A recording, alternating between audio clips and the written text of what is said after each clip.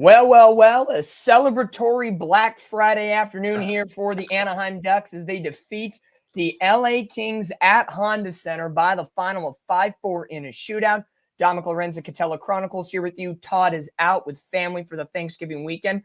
So we got our great friend, Bill from Top Fan Rivalry. He is our great friend. Even though he loves his Dodgers and the Kings, he still brings that wonderful perspective of what we need today and how perfect the Ducks beat the Kings, and Bill was still willing to be on with us. Bill, welcome to the post-game show today. That is a heck of an intro. Hey, thanks for having me on. I'm out of here. No. Yep, he got his 15 seconds of fame and he's out. I love that intro. You know, we stuck it to you. Hey, thanks for thanks for showing up though. Let's talk, Yeah, it's great. Thanks for being here. We appreciate you. Yeah. Oh, man, awesome. What a game today as the Ducks, as mentioned, beating the LA Kings in the first installment of the Freeway Faceoff this year by the final of 5-4 in overtime. We'll get through all the scoring. We'll get through the stats. We'll get Bill's take on the game as he and I were texting during the game, especially after the start of the third where the Kings took that 4-2 lead. And it was not good. And as soon as I started bitching about my team, as I was just talking to Bill before we hit live, the Ducks felt that pressure and decided to rally and come back. So initial takes, Bill, your initial take from this game from start to finish. So my initial takes are pretty simple. The Kings are a team that have a tremendous amount of star power, but some of that star power is a little older. Our good buddy Demetrio welcoming you in beautifully. Also, yeah, thanks. I appreciate that. Is he an Angels fan too? I believe so. Yeah, Demetrio is. At least he's got something to cheer about, right? We got it doesn't matter if it's on Honda Center or Angel Stadium. We get at least one thing to cheer about. I'm thinking like by June, he's got nothing to cheer about if he's an Angels fan. That would be true. So, the Kings have a lot of star power. In my opinion, Kopitar is the first ballot Hall of Famer. Guys like Drew Doughty are first ballot Hall of Famers. But you know what? They're a little older, and their defense, when I started looking up numbers in the third period, I was thinking, man, this is okay. All right. Okay. But it was so lopsided. And then the Ducks just poured it on in the last 5 minutes of the game. Let's call a spade a spade. Yep. In the last 5 minutes of the game, they said, hey, we want to get pizza, but we want to celebrate as the winning team and go to Chuck E. freaking Cheese. Exactly. And so we need to score a few goals here so we can take showers and go to Chuck E. Cheese. Exactly. No, this game had a little bit of everything. I thought the intensity of this game was absolutely there. The crowd was in. And again, for this being the first time that these two teams meet up this season. And there was a lot of implications in this game. The Kings win out. They move to first place. If they go to overtime and the Kings win, they're tied. Ducks win. They take care of business and stay in first. So probably this has been the first time in a Ducks-Kings rivalry matchup over the last couple of years where there was something to be had in this game. And it wasn't just, oh, the Ducks are the lonely team at the bottom of the Pacific trying to upset the LA Kings. So a lot of good things in this game. And as Bill talked about, you look at the stats top to bottom. Let's just go over them team to team to start.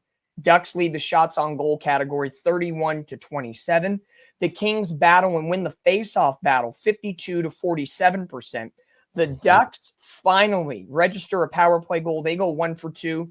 And I will say this is one of the better defensive games for the Ducks, not allowing stupid penalties to happen. They had a couple against Vegas when we were together for the watch party that was like, we got to get a little cleaner. They got into that trap, especially against Vancouver the other night. But only one penalty. Kings go 0 for 1, and the Ducks controlled the rest of the day. Out hit the Kings 18-14. The Kings won the block shots 24-21.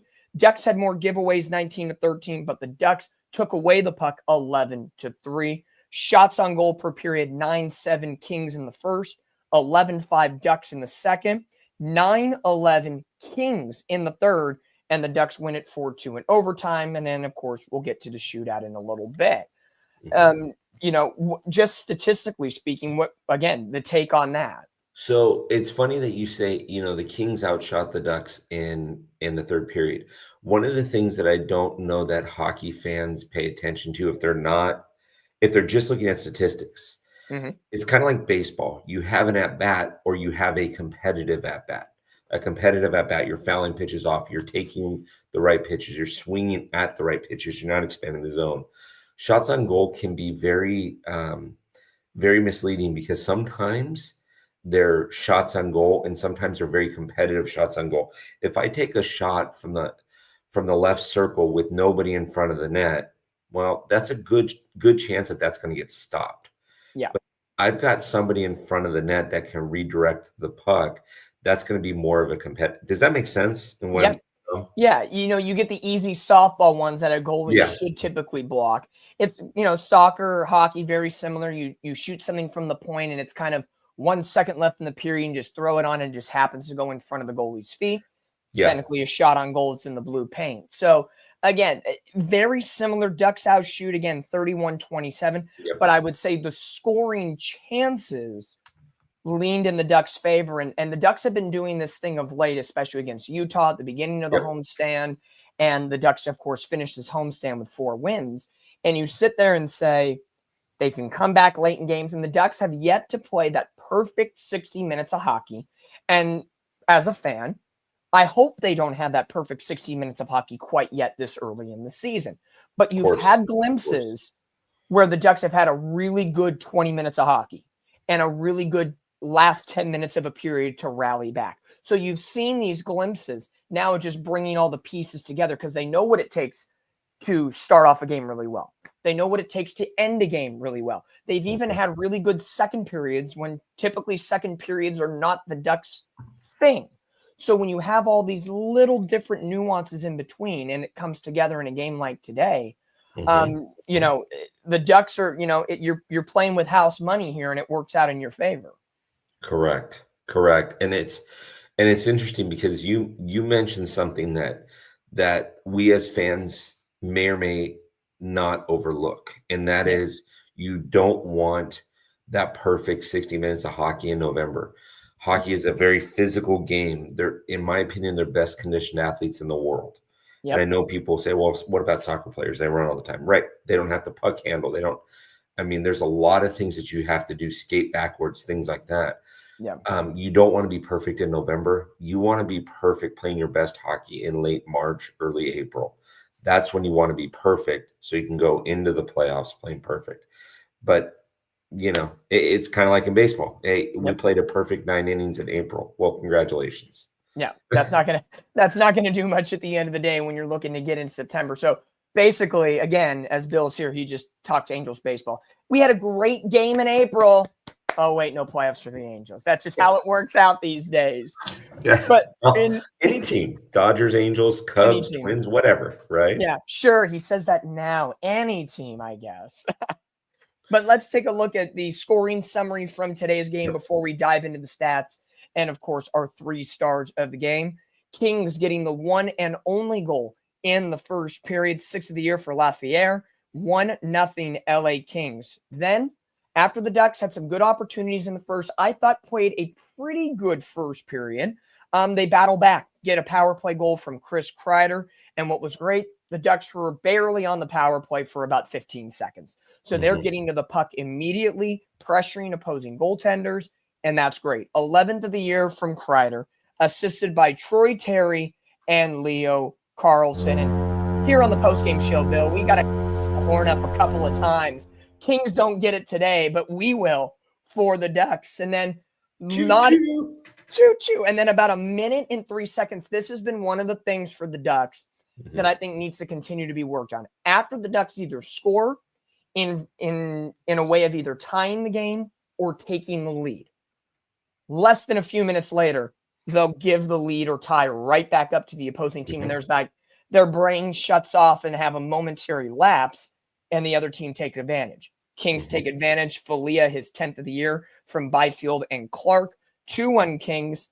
And then the Ducks say, screw it. 1 minute later, let's come right back. Olin Zellweger's able to squeeze it through the 5-hole from Killorn and Carlson.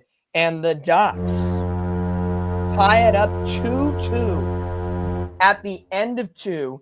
And I'm sitting there after Deuce is Wild, and I knew the third period was going to be juicy. It just had that feel at the all the battles around the net. Radko Gudas giving a little ice ice to the face of the Kings netminder, and Gudas shooting and hitting somebody as time expired. Just the animosity started to build up in that direction. And then, Bill, as we talked about, Kings get back-to-back goals to lead off the third period. At least that first, they got the second goal with 6:53 into the period. That first 8 minutes of the third period, what worked for the Kings that got them that 4-2 lead? Again, so the Kings historically, and when I say historically, I'll just go back 15 years. Mhm. Okay, so for the last 15 years, when they're winning Stanley Cups, they're very good when they're a physical team. You and I talked about this offline when we were over at Noble the other night. Yep. When the Ducks were down, I said, you guys got to be more physical, because the Ducks go back to Paros's days, right? The Ducks play more of a physical brand of hockey, just like the Kings. I'm looking at the hits at 32 or 33 hits. I'm sorry, 33 hits. Yeah. For a game like this, I would have expected it to be in the 40s. If I were a betting guy, I would have placed the over-under at 40, and I would have taken the over. So what was working for the Kings is they weren't dumping and chasing. They were moving the puck a little bit. They were getting in front of the net. That's every single time when the Kings score and they're effective, that's when they're doing it. They're not just, again, shots from the blue line that may or may not go in with to use a Ducks term, a knuckle puck or something. Exactly. And the way the Ducks defense has been lately, it's been feast or famine. A lot of our defense will join the rush, so that can expose you on the back end of the defense when a team like the Kings go in, pass the puck, and really dive deep and not just, chip and go, as I would say. Right. But, however, the Ducks, as our good buddy Jesus will say, Ducks style is chaos, and only, play that open ice pond hockey. And when you get to that chaos style of play, sometimes you feast, sometimes you famine. Today, the Ducks, who essentially over this entire homestand lately have been in that chaos mode and have had 5, 6, 7, 8 minutes of time where they're just peppering the opposing netminder, and it hasn't gone in, or equipment breaks. Today, Pavel Minchikov, who's been in and out of the Ducks lineup, gets his first of the year. A lot of excitement for him. He's been playing better since being reinserted into the lineup. Beckett Seneca, Mason McTavish, each net their 11th assist of the season. So the Ducks at that point enjoy the goal horn a little bit, and they're starting to fight back a little bit. Still about 9 minutes left in this hockey game. Plenty of real estate to be had. And we haven't even talked about the Ducks netminder today coming up from the AHL, Ville Husso, who, for those that maybe have not heard, Lukas Dostal, the Ducks netminder, is going to be out 2 to 3 weeks with an upper body injury. So it's Peter Mrazek and Ville Husso that are going to be holding down the fort for the Ducks on the incoming road trip and the mini homestand through the first half of December. And then you have all that. Husso makes a couple great saves. And then the man, not the boy anymore, the man that deserves the keys to the city, in the post-game interview, he's winding up the crowd. Leo Carlson, say his name, Ducks fans. Uncle Leo, yes, indeed, ties it up with a great feed from behind the net of Jackson Lacombe. Mason McTavish gets into the fun, and the Ducks tie it up and end up getting it to overtime. Bill, I chastised, minimally my team to you. I'm like, we just had a shit third period. They come back and tie it.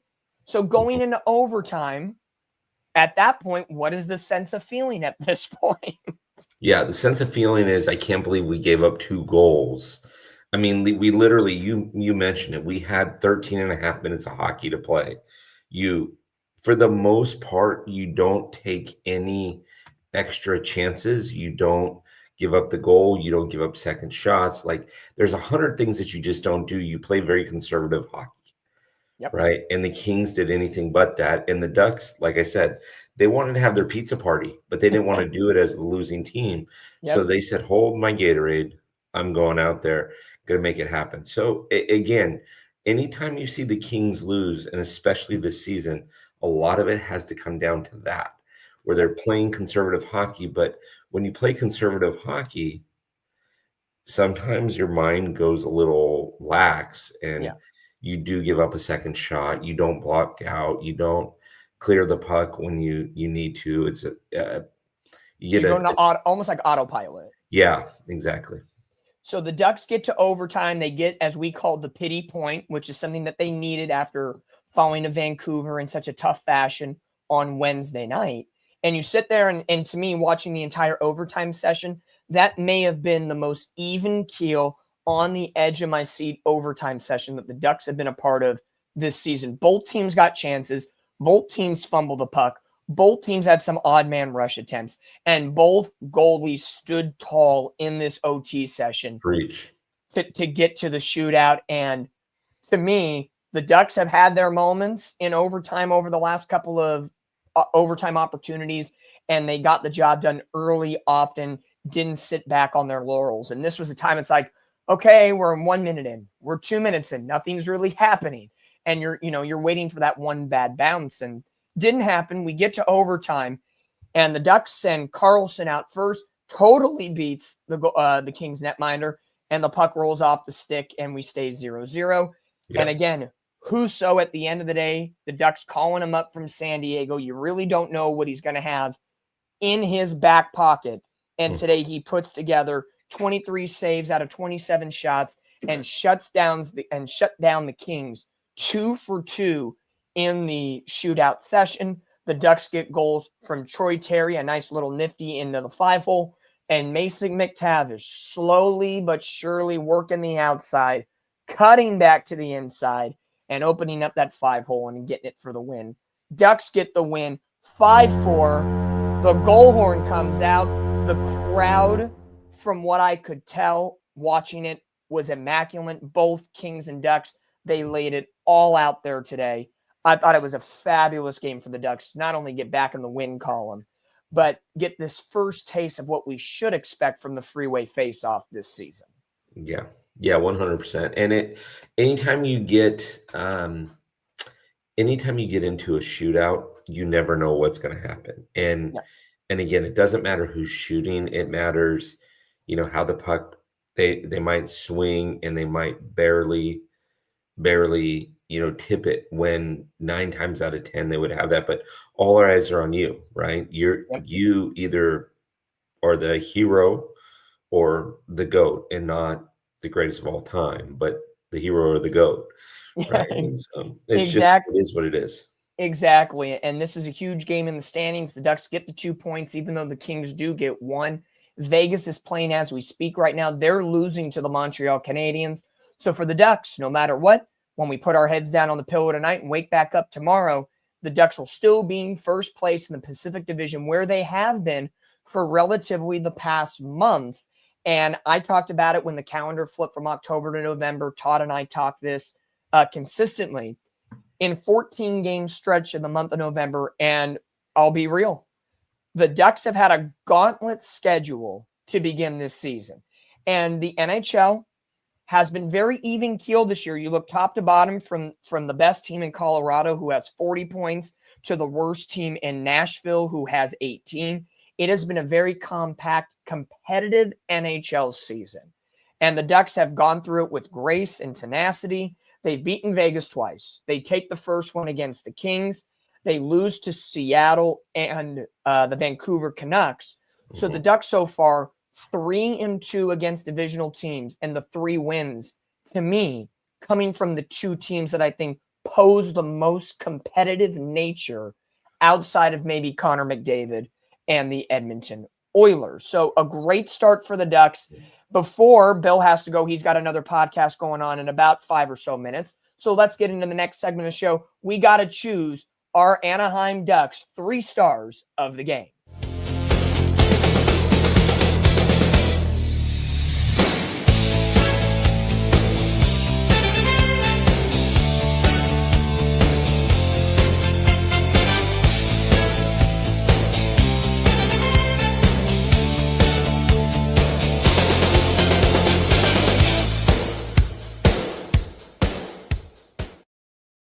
So the Anaheim Ducks 3 stars of the game, brought to you by myself, Dominica Catella Chronicles, and of course, Halos in the Infield, with our Ducks post-game show, Ducks Never Say Die versus Kings on Black Friday today, a 5-4 win in the shootout. All 3 of the stars are going to be the Ducks. because the Ducks won, I'm going to be generous to our good friend Bill from Top Fan Rivalry, who fills in for Todd today for the Ducks Kings matchup. Bill, you get to have one Kings player be an honorable mention today in the 3 stars. So I'll give my 3, and then I'll give you a moment to think on yours. 3 stars of the game for me today. I'm going to go with, first and foremost, I'm going to give the goalie, Ville Husso, the 3rd star of the game. He gives up 4 goals, a couple of them good shots by the LA Kings, a couple that probably shouldn't have happened, but to come into a rivalry matchup as your first game in the Ducks uniform this season to fill in for Lukas Dostal, who's out 2 to 3 weeks with an upper body injury, and coming up clutch in overtime and the shootout session. Ducks go 2 for 3. The Kings go 0 for 2. That leads to the win. Ville Husso gets the number 3 star of the game. At number 2, man, oh man, I'm going to give this one today to Mason McTavish. He picks up 2 assists on the day, the game-winning goal in the shootout. He has continued to get a little bit better each day this season. I know we've, as Ducks fans, given him a hard time for his slow start. I said it's because he was held out with his contract negotiations, getting a training camp late. So I don't see him getting to his full potential till January, February, or more so right after the Olympic break. And if that's the case, a red-hot Mason McTavish going into March and April is going to be a great thing for the Ducks. McTavish, the number 2 star. And number 1, give the guy the key to the city. He's got the crowd going. He's got the mantra. We've seen him from when he was drafted to now. He has taken his game to a whole new level. He's on a 5-game point streak. He has pointed himself, and I believe they said on the broadcast, 16 of the last 17 games. He's pretty much been a factor in nearly every single Ducks game this year. A goal, 2 assists, 3 points on the day. Leo Carlsson, 24 games played this year, 13 goals, 20 assists, a 33-point season so far. Uncle Leo gets our 3rd and final and the number 1 star of this game as the Ducks get the win 5-4 against the Kings. And in good faith, before our good friend Bill has to pop out of here today, we appreciate him for joining. And, it's never easy in a rivalry matchup to come on the opposing team's post-game show, the only post-game show that covers the Anaheim Ducks in our world. Bill does it with grace. Even through all the trials, he supported us at Noble Ale Works last week for the watch party. We'll have a mini announcement after his honorable mention. But Bill, who is your one honorable mention for the LA Kings today? So my honorable mention is pretty simple. The guy has 7 points on the season, so he's not lighting it up. But he did have 2 points today, left winger Trevor Moore. Trevor Moore gets the job done. And you sit here with the Kings, who have a lot of veteran leadership, especially led by their captain, Anze Kopitar.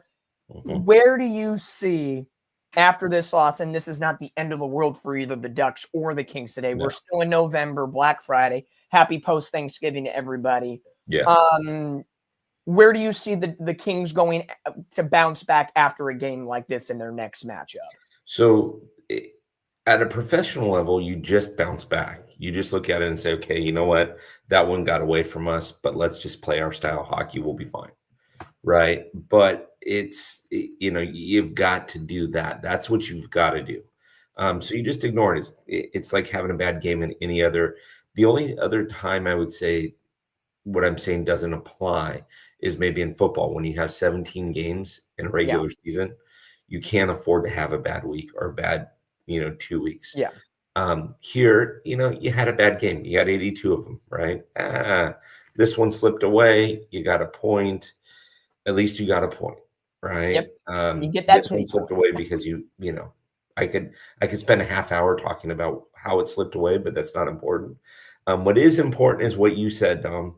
Yes. I don't want it to ever be said about me that just because I'm a fan of a team like the Dodgers that always win, I'm not willing to take my punches and come on a show afterwards. Yep. The Kings are my team. They just got beat. I'm here. So don't let anybody say that I can't take my lumps, because I took my lumps.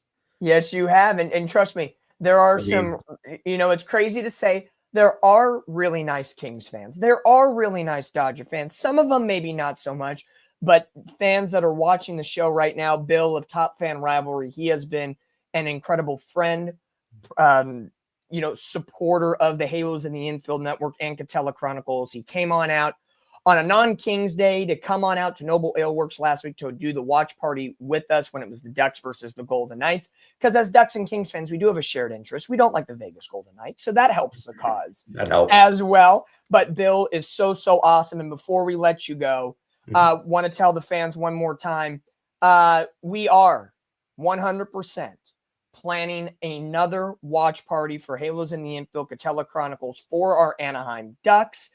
Bill of Top Fan Rivalry, he will be joining us for that. We're all working in tandem for this one because it deals with the Ducks and the Kings. Friday, January 16th. It's all tentative at this point. We're still ironing out details and getting everything squared away. But pencil in on your calendar or just circle it for now with a little star above it. Friday, January 16th. Ducks at the Kings at I have to call it Staples Center. It's not crypto.com. It's Staples Center. It has to always be. The house that Kobe Bryant built with Shaq is Staples Center. Ducks are on the road, so we are going to hang out and have a day/night more so at Noble Ale Works. They have us penned down on the calendar. We're getting extra details circled around, getting friends of the Ducks and everybody around to do a big event. Circle that on your calendars. January 16th at Noble Ale Works. Okay, and Dom, why aren't we doing it when the Ducks are playing the Kings the next night at home? What are we doing elsewise? Well, there's a little fun thing that ends up wrecking our bodies the next day, but it's called the Top Fan Rivalry Softball Event. It's an event now. It's an event. It's an event. The third one over the last couple months. We had one in October. We had one in November. The holidays get crazy. Or September, October, now January. After all the holidays, everybody's going to have their New Year's resolutions. Go out, have a good time. Bill and Top Fan, they'll be disseminating all that information out. If you want to buy in to come play softball with us in Laguna Hills, we have Halos in the Infield crew, Top Fan Rivalry crew, anybody that wants to join. It is going to be a very helter-skelter, fun, amazing time in those 48 hours between the January 16th and it's going to be awesome. It's going to be awesome. And Dom, I can't wait to see you out there again. This is just going to be a great time, everybody. We go out for pizza afterwards, legit across the street. They got good food across the street. And we can watch the Ducks Kings game that night too, which is going to be fun. There you go.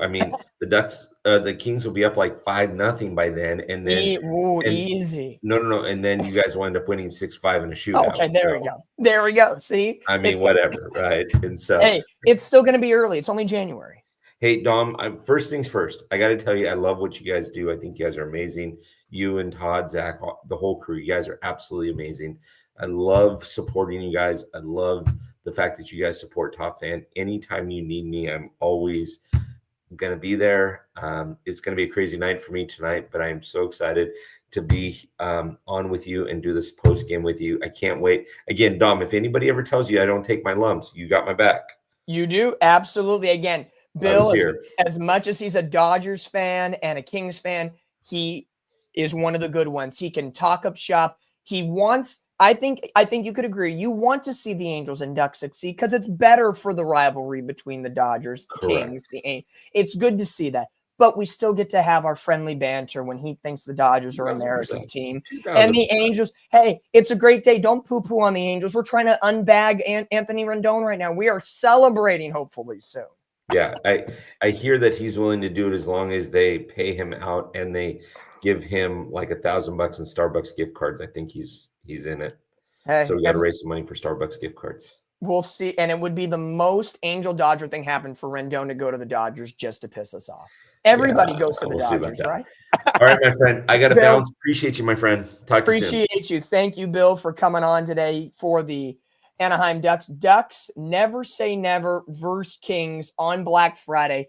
Post-game show. We'll get everything situated out here as we finish up the show. A wonderful afternoon of Ducks hockey on Black Friday. Once again, cheers to you guys for watching along. Hopefully you guys had an amazing, blessed Thanksgiving with your friends, your family, whoever you celebrate with. Thank you guys for coming on in and watching the post-game show today. Before we go, one more segment before we all encapsulate everything we've talked about. We got to choose the hoser of the game.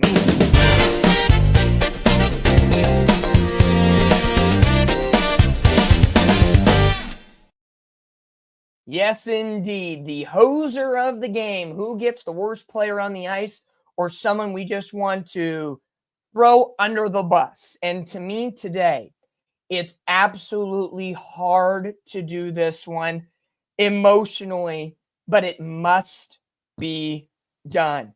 Ducks and Kings seeing each other for the first time this season, and we got our first up close and personal look at our great friend, former Duck, Corey Perry in a Kings jersey. Oh, Corey Perry gets the hoser of the game, not by being the player he once was, but because he chose to go to the Kings. After all those years in a Ducks uniform, we thought it was weird when he went to Tampa Bay. Then we thought it was weird again when he went to Edmonton. But it's even more weird, strange, and disgusting that he's got the black and silver of the LA Kings on his chest. We still love Corey Perry with what he did for the Ducks, but Corey Perry is our hoser of the game as he chose the Kings as his next franchise to sign with this past offseason. But the Ducks have an amazing, amazing game today as they pick up a 5-4 win in shootout fashion against the LA Kings. Once again, the goal summary today, the Kings getting one in the first by Lafayette. The Ducks end up tying it 2-2 after 2, courtesy of a Chris Kreider power play goal and Olin Zellweger's goal, 4th of the season and 11th for Kreider. 2-2 after 2. The Kings would double the pleasure and double the fun with a pair of goals to start the third, take a 4-2 lead. But the Ducks said, no, not in Ponda Center. The Ducks get the job done. Pavel Minchikov, his first of the year, even though he fumbled the puck, gets it top shelf, scores 4-3. Beckett, Seneca, and McTavish with assists.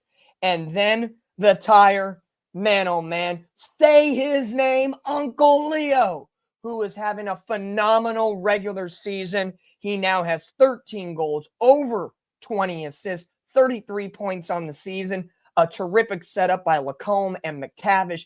4-4, no scoring in overtime. And then Troy Terry and Mason McTavish lock it down in the shootout. Villahuso, who is in net today for Lukas Dostal, who is out for the next 2 to 3 weeks with an upper body injury, comes up clutch. Not the cleanest of games from Huso, but Mrazek and Huso are going to have to get the job done at the end of the day over the next couple of weeks for the Anaheim Ducks. So we sound the horn today. Ducks win 5-4 in front of a absolute ruckus crowd at Honda Center. Man, it's always good to hear those sounds. And as let's go, as SD says, Huso gets the job done here today. Let's quickly take a look into the future for the Anaheim Ducks and what they have on their schedule, because the homestand is over. The Ducks pull off 4 wins during the 6-game homestand. Utah, Boston, Vegas, and the Kings. 3 of those 4 wins coming in overtime or shootout. The Ducks will have tomorrow off before an afternoon affair at the United Center against the Chicago Blackhawks, a game earlier in the season the Ducks lost 2-1 in overtime. So you're going to get that matchup. Leo Carlson, Uncle Leo, on the road, and the Ducks taking on Connor Bedard and the Chicago Blackhawks. The Ducks, who have played the Blackhawks and have had some tough luck over the last recent seasons, will look to turn the tide on Sunday. And then the Ducks will have a very quick back-to-back Monday in St. Louis, a 5 o'clock game. So back-to-back games Sunday, Monday before next week, a 3-game homestand Utah back at Honda Center on Wednesday, December the 3rd. The Capitals, yes, Alexander Ovechkin, Friday, December the 5th. And then the homestand wraps up with those pesky Blackhawks and Connor Bedard on Sunday, December the 7th. So your next 5 games for the Ducks: Chicago, St. Louis, back-to-back on the road, and then every other day. Wednesday, Utah at home. Friday, the Capitals at home. Sunday, Chicago at home. And as SD1 said, he'll be at the game on Wednesday and Friday. You better be loud. You better be crazy. I know you will be, buddy. He'll be at the game against the Utah Mammoth and the Washington Capitals. So the next 5 games, I think the Ducks just keep getting points, do the right things, and especially with 2 of the 5 against the Chicago Blackhawks, I think the Ducks really need to net a win in one of those 2 games. Chicago's been a really tough place for the Ducks to play, and it's been scrappy. And you're going to get the Connor Bedard show and everything that the media has to say about the Ducks. Leo Carlsson, this win today is such a huge momentum pusher in the right direction. And that's going to be the key for the Ducks. Keep barreling over momentum, and over the next 2 weeks, where they're not going to have Lukáš Dostal, I would expect the Ducks probably won't get Dostal back until the back end of the next road trip, which would be December 15th and 16th, that back-to-back against the Rangers and the Blue Jackets.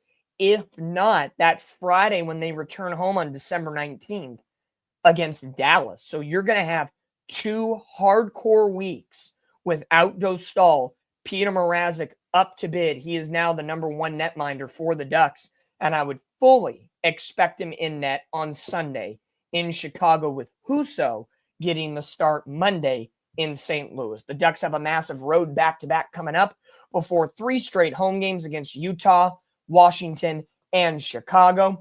The Ducks look to make it a great one, but they kick off Black Friday and end the homestand on such a massive note. A 5-4 come-from-behind win in a shootout against the crosstown rival Freeway Faceoff LA Kings. Yes, the horn sounds today as the Ducks get the win. Massive goals and contributions all over the ice today. But our 3 stars of the game, if you're just tuning on in, the number 3 star was Husso, number 2, McTavish, number 1, Uncle Leo, and then our hoser of the game was Corey Perry, because he signed with the Kings this past offseason, and it's still a little strange seeing him in any other uniform but the Anaheim Ducks. But for Dominic Lorenza, Catella Chronicles, cheers to you, the Catella Chronicles, Halos in the Infield fans. We love the Ducks. Let's go Ducks. Ducks fly together. Todd out today with family for Thanksgiving holiday, so holding down the fort. We tip the cap, and we do sincerely appreciate our great friend Bill from Top Fan Rivalry joining us earlier in the postgame show. So if you missed it, once I end the stream, it's going to go right back up to YouTube. You can rewatch the whole postgame show, the recap of the game, our conversation with Bill of Top Fan Rivalry. And fans, we told you just a little bit ago, get your calendars out. Circle Friday, January 16th. If today was a preview of what is to come, the Ducks, 3 more games with the LA Kings this season. One on December the 27th in LA, and then a back-to-back January 16th and 17th with January 16th. Circle it right now. Get your calendars out. Whip out your phones. Friday, January 16th. It's tentative.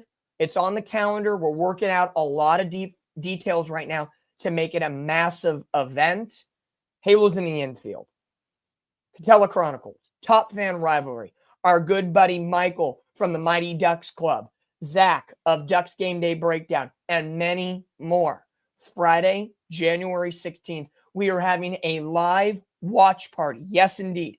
Ducks versus Kings at Staples Center, but we are going to be at our great friend's place, Noble Ale Works on Sinclair Street in Anaheim, just down the street from Honda Center and Angel Stadium. They are opening the invitation to invite everybody and anybody to come on out. You like the Ducks, you like the Kings, come on out. We want everybody involved. We want to make this a massive, massive opportunity. So Friday, January 16th, The game, I believe, is at 7:30, so probably we'll be getting there about an hour or two earlier than that, but at 7:30 puck drop, Ducks at Kings, and the watch party with all of our friends. Come on out and support. We will live stream the game as well, but come on out, have a beer on Noble Ale Works. There's going to be some discounts that night. We're looking to get our great friends Mezzo Wings out there to have his food truck to provide food for everybody, but these are the sponsors that sponsor us, so we want to make sure you, the fans, have direct access to them. Buy their product, enjoy it. It is a great opportunity in those case scenarios. So come on out. We want to see you. We want to interact, and we want to celebrate what has been a fantastic start to the Ducks season. 24 games in. The Ducks are 15-8-1 and sitting pretty atop of the Pacific Division standings. 31 points. The Kings in second with 29. The Kraken, Golden Knights tied in third with 28 points. The Sharks in fifth at 27. Edmonton in sixth with 25.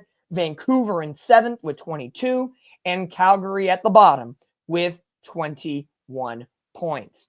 No matter how you shake it down, the Ducks getting the job done, finding ways to win hockey games and become relevant once again in the NHL.